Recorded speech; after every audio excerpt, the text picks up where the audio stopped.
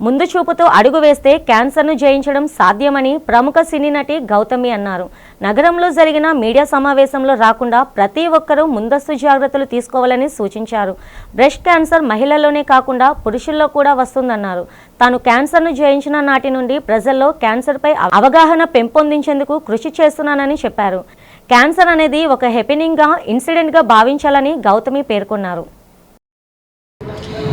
Cancer అనేది ఎటువంటి partiality లేకుండా ఎవరికైనా, ఆడవారైనా మగవారైనా ఎవరికైనా, ఏ ఏజ్ అయినా సరే, బాడీలో ఏ భాగంలో అయినా సరే, ఎటువంటి రూపంలో అయినా సరే క్యాన్సర్ రావచ్చు. ఇలాగని చెప్పి అదేంటండి అలా ఏం చేసినా ఎలా చేసినా క్యాన్సర్ వస్తుంది, ఆ తర్వాత అయితే మేమెందుకు దాని గురించి వరి అవ్వాలని అనొచ్చు. యాక్చువల్లీ కాదు, క్యాన్సర్ రావాలనేది రూల్ కాదు, రావడానికి అవకాశాలు ఉన్నాయి. ఏమన్నా జరగచ్చండి లైఫ్లో, అలాగని చెప్పి బ్రతకడం మానేస్తున్నామా, ఎన్నో విషయాలు మనం చేయడం మానేస్తున్నామా?